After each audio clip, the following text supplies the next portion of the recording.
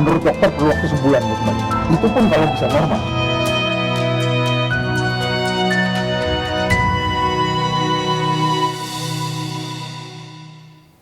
Pemirsa, korban meninggal dunia akibat tragedi Kanjuruhan bertambah sehingga menjadi 132 orang. Sementara itu sejumlah korban luka hingga kini belum pulih, bahkan ada yang mengalami hilang ingatan.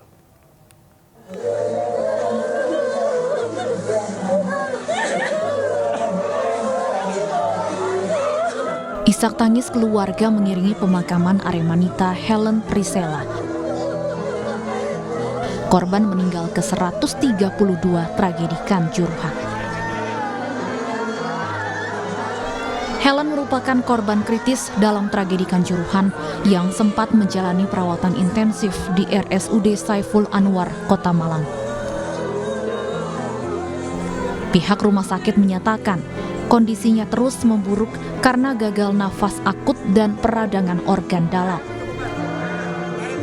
Helen bahkan sempat mendapat tindakan operasi pada 4 Oktober lalu.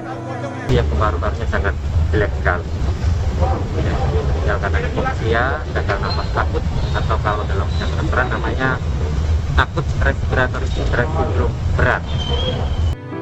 Sementara itu 11 hari pasca tragedi Kanjuruhan, para korban selamat yang mengalami luka masih belum pulih. Banyak di antara para korban yang kondisi matanya masih merah. Seorang Aremanita berusia 16 tahun bahkan mengalami lupa ingatan. Menurut ibu korban, AND sempat koma selama 3 hari setelah ditemukan pingsan di Tribun Selatan Stadion Kanjuruhan. Koma berapa lama, Bu? 3 hari. 3 hari. Menurut dokter koma? Iya, koma. Terus? Cederanya apa, Bu? Dari diagnosa dokter? Pendarahan di otak. Berdasarkan data Dinas Kesehatan Pemprov Jawa Timur, 583 orang terluka dalam tragedi di Stadion Kanjuruhan. Sebanyak 33 diantaranya masih menjalani perawatan di rumah sakit. Tim Liputan iNews melaporkan. Korban penembakan gas air mata dalam tragedi Kanjuruhan saat ini masih belum pulih. Hingga hari ke-12 kondisi mata korban masih berwarna merah.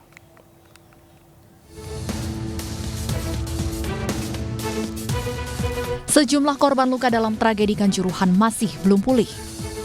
Salah satunya Geri Eka Saputra, warga Kelurahan Pisang Candi, Kota Malang, Jawa Timur. Kondisi mata Geri masih berwarna merah akibat gas air mata yang ditembakkan aparat kepolisian 1 Oktober lalu. Untuk memulihkan kondisinya, Geri harus mengkonsumsi sejumlah obat yang diberikan dokter dan rutin berobat ke rumah sakit sekali dalam seminggu. Geri menjelaskan masih merasakan kondisi tidak nyaman pada kedua matanya. Katanya pembuluh darahnya pecah sampai pendarahan. Terus kapan kontrol lagi? Masih berawat? Masih kontrol atau? Masih seminggu sekali sih, hari Minggu. Setiap hari Minggu? Iya. Terus ini obatnya ada berapa macam, Mas? 6 kalau enggak 7. Setiap hari harus diminum? Iya. Mas, selain di mata, terus sekarang bagaimana kondisinya, Mas? Masih terganggu pandangannya apa gimana? Kalau pandangan enggak, cuma terasa kayak ganjel aja. Geri menceritakan saat kejadian ia tengah menyaksikan pertandingan di Tribun 13 Stadion Kanjuruhan. Tembakan gas air mata membuat dirinya dan penonton lainnya panik dan berlari menuju pintu keluar. Namun pintu terkunci. Geri selamat setelah ditolong oleh salah seorang penonton yang menariknya menjauhi kerumunan penonton yang berdesak-desakan. Dari Malang, Jawa Timur, Denny Irwansyah, iNews melaporkan. Polri mengklaim gas air mata yang kadaluarsa efektivitasnya menurun. Namun hal berbeda disampaikan oleh pakar kimia yang menyatakan gas air mata kadaluarsa justru lebih berbahaya.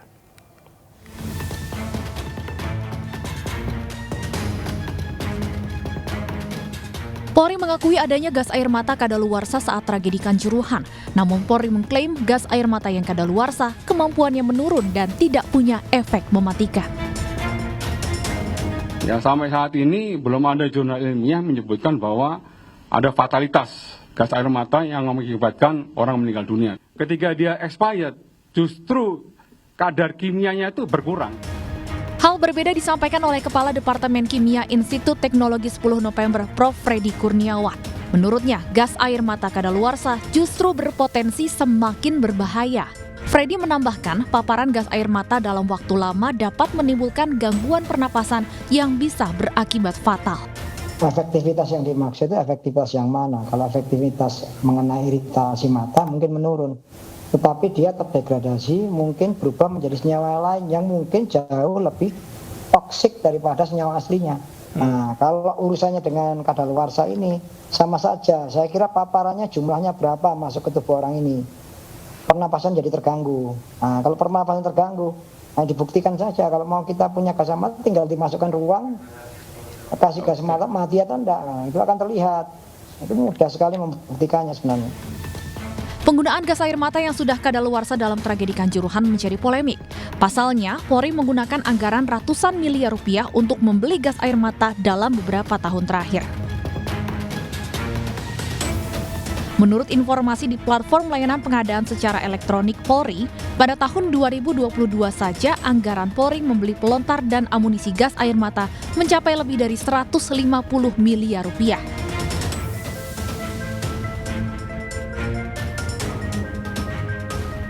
Pada tahun 2021, anggaran untuk amunisi gas air mata mencapai lebih dari 100 miliar rupiah. Meski setiap tahunnya ada pembelian gas air mata, namun Polri mengakui penggunaan gas air mata kadaluarsa pada tragedi Kanjuruhan. Hingga saat ini tim Lab 4 masih mendalami berapa banyak gas air mata kadaluarsa yang ditembakkan di Kanjuruhan 1 Oktober lalu.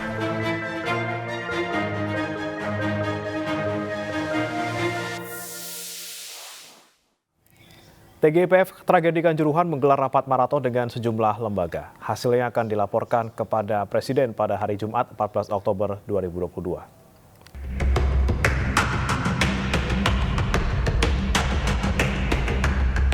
Usai menggelar rapat maraton, hari ini TGIPF Tragedi Kanjuruhan tengah menganalisis hasil temuan dari data dan fakta yang didapatkan. TGIPF telah memanggil sejumlah pihak yang terkait dengan tragedi Kanjuruhan baik dari Kompolnas dan Komnas HAM hingga PSSI dan PT Liga Indonesia Baru. TGIPF mendalami penggunaan gas air mata dan temuan bahwa gas air mata telah kadaluarsa. Sampel gas air mata juga tengah diteliti di laboratorium untuk mengetahui bahaya perubahan senyawa di dalam gas terhadap reaksi yang ditimbulkan. Tim pimpinan Mahfud MD ini juga menemukan adanya bukti penyelenggaraan sepak bola yang berantakan karena masing-masing instansi terkait lempar tanggung jawab. Mulai hari Rabu, tim akan segera melakukan analisis sekaligus menyusun kesimpulan dan rekomendasi sehingga diharapkan laporannya bisa saya serahkan kepada Bapak Presiden pada hari Jumat pekan ini. TGIPF akan menyimpulkan secara komprehensif tentang tragedi Kanjuruhan dan akan menyampaikan hasilnya kepada Presiden Joko Widodo hari Jumat 14 Oktober 2022.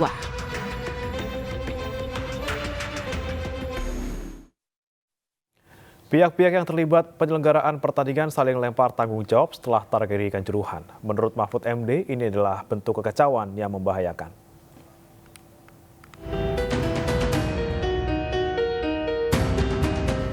Pihak-pihak yang terlibat penyelenggaraan Liga 1 termasuk laga Arema kontra Persebaya yang berujung tragedi Kanjuruhan telah diinterogasi tim gabungan independen pencari fakta pimpinan Mahfud MD.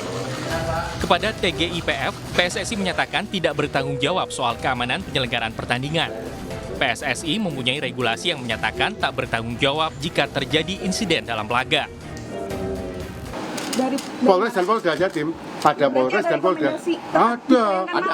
Iya, kalau tidak ada polisi rekomendasi tidak mungkin terlaksanakan. Rekomendasi masyarakat PSSI, waktu itu PSSI menyampaikan LIB dengan LIB.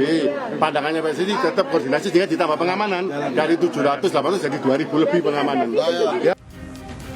Sedangkan menurut Mahfud MD, selain PSSI, operator liga, panitia pelaksana hingga pemegang hak siar juga saling menghindar dari masalah.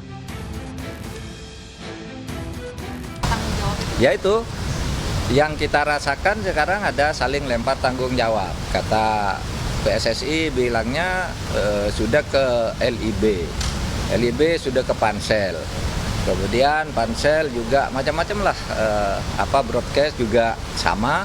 saling lempar. Nah, semua berlindung di aturan formal masing-masing. Ya, aturan formal masing-masing ya bisa kita dengarkan. Tapi ada dua hal, aturan formal itu sendiri terasa tidak sesuai dengan aturan substansial. Ya. Kebenaran substansialnya tuh harus diungkap oleh TGIPF. Kalau kebenaran formalnya sudahlah, masing-masing punya pasal, masing-masing punya kontrak. Tapi keadilan substantifnya dan kebenaran substansialnya itulah yang akan digali oleh TGIPF dan itu yang akan disampaikan kepada Presiden. Sehingga kita nanti akan memberikan rekomendasi-rekomendasi kebijakan yang baik dan bagus bagi dunia persepak bolaan Indonesia. Sebelumnya soal keamanan dan keselamatan di Kanjuruhan menjadi sorotan. PSSI, PT LIB serta panitia pelaksana dimintai pertanggungjawaban oleh publik atas tragedi Kanjuruhan. Sementara perubahan jam pertandingan menjadi malam dituding sebagai salah satu faktor terjadinya insiden. Belum jelas siapa yang meminta laga digelar pada malam hari. Tim Liputan iNews melaporkan.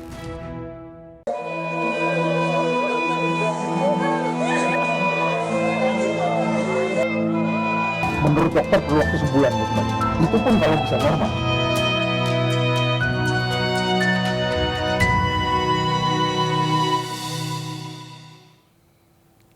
Pemirsa, MNC Peduli melalui MNC Media menggandeng Essilor dan Aktrio menyelenggarakan program sosial berupa pemeriksaan mata dan pembagian kacamata gratis. Program sosial seperti ini sudah digelar di 30 lokasi dan lebih dari 12.000 orang telah mendapatkan manfaatnya.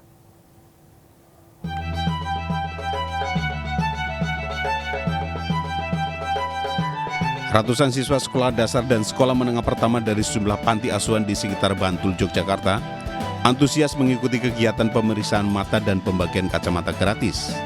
Kesehatan mata akan berdampak pada banyak aspek, antara lain pendidikan, pekerjaan, dan aspek lainnya. MNC Peduli bersama Essilor dan Akademi Optometri Yogyakarta membagikan 500 kacamata secara gratis kepada siswa SD, SMP di Bantul dan Yogyakarta, serta masyarakat umum. Kami dari Aktrio berupaya untuk memberikan yang terbaik bagi masyarakat yang secara nyata adalah pemeriksaan mata. Penglihatan yang baik ini adalah hak dari setiap orang. Dan kami berkomitmen untuk bisa menjadikan terutama anak-anak ya Bu ya, memiliki penglihatan yang lebih baik. Hasilnya -1. -1. Ya. Selama ini pakai kacamata enggak? Enggak. Kesulitan enggak dalam belajar? Agak kesulitan ya. Terima kasih untuk MNC Peduli ya, yang udah kasih kacamata gratis. Berdasarkan data internasional Agency for the Prevention of Blindness, Indonesia merupakan negara ketiga tertinggi di dunia yang penduduknya terganggu penglihatannya, dan di tahun 2020 sekitar 30 juta penduduk Indonesia terganggu penglihatannya. Dari Bantul, Yogyakarta, Trisna Purwoko, iNews melaporkan. Di penghujung jabatannya, Gubernur DKI Jakarta Anies Baswedan mengundang penjabat Gubernur DKI terpilih Heru Budi Hartono ke Gedung Balai Kota DKI Jakarta. Selain bersilaturahmi, pertemuan membahas sejumlah program Pemprov DKI yang masih menjadi pekerjaan rumah agar bisa diteruskan. Kepala Sekretariat Presiden yang terpilih menjadi penjabat Gubernur DKI Jakarta Heru Budi Hartono bertemu dengan Gubernur DKI Jakarta Anies Baswedan di Balai Kota Jakarta. Pertemuan berlangsung tertutup. Usai pertemuan kepada awak media, keduanya menyatakan pertemuan merupakan silaturahmi. Anies mengaku mengundang Heru Budi Hartono untuk membahas sejumlah program Pemprov DKI yang belum terselesaikan. Dan ini bagian dari sebuah proses penjaminan agar pemerintahan berjalan dengan baik. Kita ingin agar ketika terjadi tuntasnya masa jabatan, maka yang menuntaskan itu menyampaikan kepada yang akan bertugas berikutnya, agar yang akan bertugas berikutnya bisa mengantisipasi apa-apa saja yang perlu menjadi perhatian, apa-apa saja yang... Gubernur Jawa Tengah Ganjar Pranowo sowan ke kediaman Tuan Guru Kiai Haji Syaifuddin Zuhri di Banjarmasin, Kalimantan Selatan. Menurut Ganjar, Kiai Haji Syaifuddin memberikan banyak pelajaran berharga sebagai orang tua dan guru. Salah satunya adalah nilai-nilai kebaikan. Ulama karismatik Banjarmasin ini juga memberikan petuah soal relasi sosial, toleransi, dan keagamaan. Dalam kunjungan ini dijadwalkan menghadiri pembukaan kompetisi MTQ Nasional 2022. Sebelumnya Ganjar juga menyemangati kafilah MTQ Nasional 2022 dari Jateng untuk berkompetisi. Tidak ada kemudian yang sesuatu yang berbeda itu ditabrak-tabrakan. Sesuatu yang berbeda diperbincangkan terus-menerus. Mestinya dicarikan sesuatu yang sama dari irisan-irisan yang berbeda-beda itu. Jadi bukan bicara yang berbedanya, tapi irisan yang sama yang kemudian dipakai sebagai satu pegangan dalam hubungan sosial. Maka insya Allah itu akan menjadi lebih enak. Wah, itu dalam sekali pelajaran. Pemirsa, peringatan Hari Ulang Tahun Partai Perindo ke-8 mulai digelar di berbagai daerah. Pengurus dan kader Partai Perindo menggelar bakti sosial sebagai bukti kedekatan Partai Perindo dengan rakyat.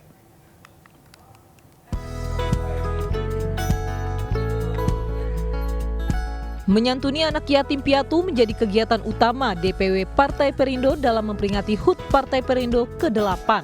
Kegiatan ini menjadi momentum para kader berbagi dan meringankan beban masyarakat.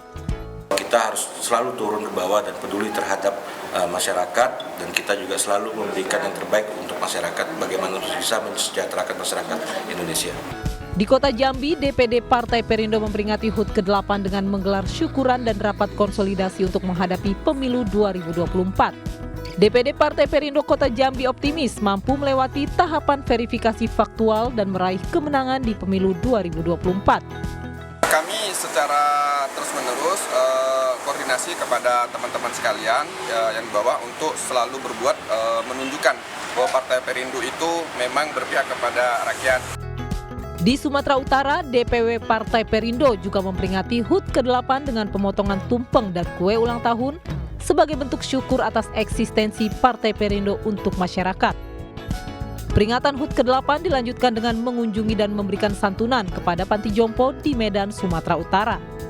Tentunya ini merupakan kepedulian kami, DPW Partai Perindo Sumatera Utara terhadap seluruh masyarakat di Sumatera Utara, karena kami bukan hanya seremonial, kami akan selalu turun memberikan perhatian, bantuan kepada seluruh masyarakat. Sementara itu di Kabupaten Mojokerto, Jawa Timur, DPD Partai Perindo menggelar rapat konsolidasi dan penyerahan SK kepengurusan di tingkat DPC sebagai bentuk kesiapan Partai Perindo dalam menghadapi tahapan verifikasi faktual. Ini bagian daripada konsolidasi kita, baik persiapan verifikasi faktual maupun persiapan pemenangan pada pemilu tahun 2024. Di usianya yang ke-8, Partai Perindo akan terus memberikan kontribusi nyata bagi masyarakat melalui berbagai programnya, sehingga Partai Perindo mampu merebut hati masyarakat untuk memenangkan pemilu 2024. Tim Liputan iNews melaporkan. Pemirsa, elektabilitas Partai Perindo terus melonjak naik. Dari hasil survei Political Weather Station, Partai Perindo berhasil mendapatkan elektabilitas 3,8%, unggul atas PAN dan P3 yang hanya di bawah 3%. Hasil tersebut membuat Partai Perindo satu-satunya partai non-parlemen yang elektabilitasnya hampir memenuhi ambang batas parlemen 4%.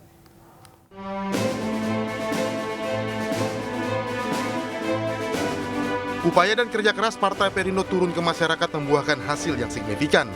Elektabilitas partai pimpinan Haritanu Sudibyo ini terus melonjak naik.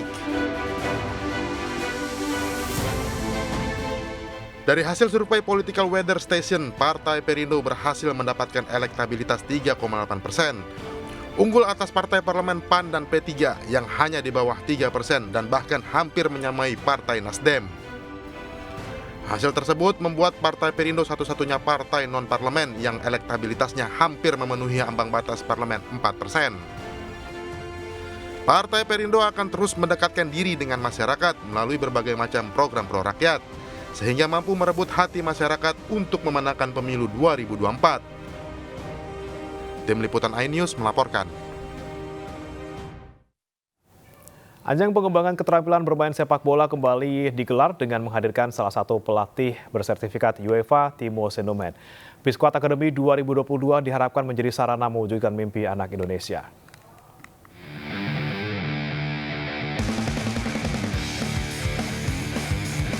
Raih respon positif sejak pertama kali digelar pada 2019 lalu, Biskuat Akademi kembali digelar tahun 2022. Ajang pengembangan keterampilan sepak bola anak Indonesia ini dimulai 25 September hingga grand final pada 22 Januari 2023.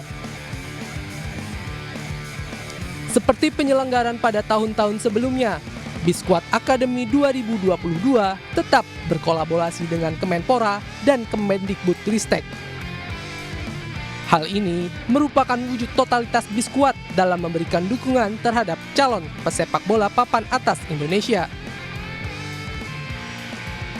Ajang yang diikuti anak-anak usia 5 hingga 18 tahun ini dipastikan akan kembali dipoles oleh pelatih bersertifikat UEFA, Timo Senomen. Diharapkan Timo bisa mengeluarkan kekuatan baik yang ada di dalam diri peserta Biskuat Akademi 2022. Jadi Biskuat itu memang selalu percaya ya bahwa setiap anak itu memang memiliki kekuatan baik dari dalam, di mana kekuatan baik dari dalam ini memang tercermin dari karakter-karakter mereka gitu. Dan tentunya kita berharap ya dari seluruh pihak, juga orang tua itu mendukung gitu ya, agar potensi kekuatan baik itu memang keluar dari anak-anak, karena kita yakin potensi anak-anak ini sangat besar sekali gitu ya Mbak Selvin. Nah, dan tentunya Biskuat Akademi ini menjadi salah satu wadah gitu ya yang bisa dapat memfasilitasi untuk berkembangnya potensi anak ini, kekuatan baik dari dalam ini, dan juga untuk pengembangan skill mereka dalam bermain sepak bola. Selain mendapatkan sertifikat dan hadiah, peserta Biskuat Akademi 2022 nantinya akan diberikan kesempatan untuk bertemu dengan pemain timnas Garuda dan tur ke stadion terkenal di Eropa. Dari Jakarta, Nur Aryadin, iNews melaporkan. Ratusan TNI Kabupaten Bogor melakukan kegiatan TNI Manunggal Masuk Desa atau TMMD di Desa Bajuasih, Kecamatan Cigudeg, Kabupaten Bogor.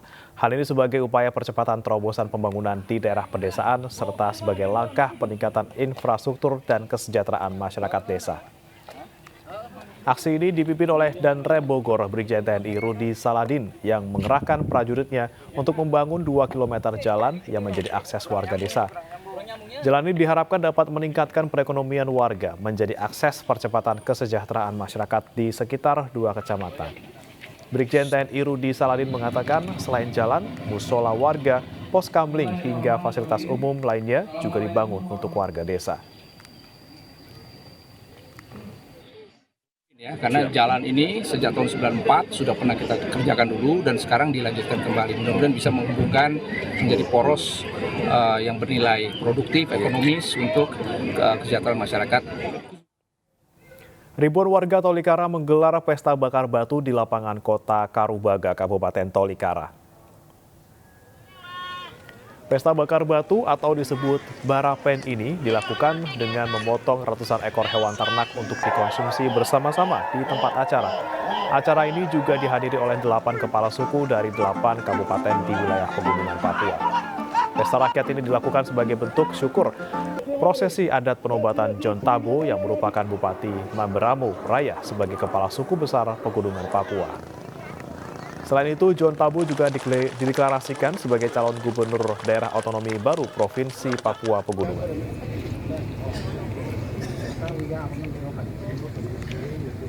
Dua semua daulatkan saya sebagai panglima perang. Dari situ panglima perang bukan untuk perang bunuh orang. Dari panglima untuk memperjuangkan pembangunan. Kita akan perjuangkan. Itu doa yang sudah lama dari tahun 97.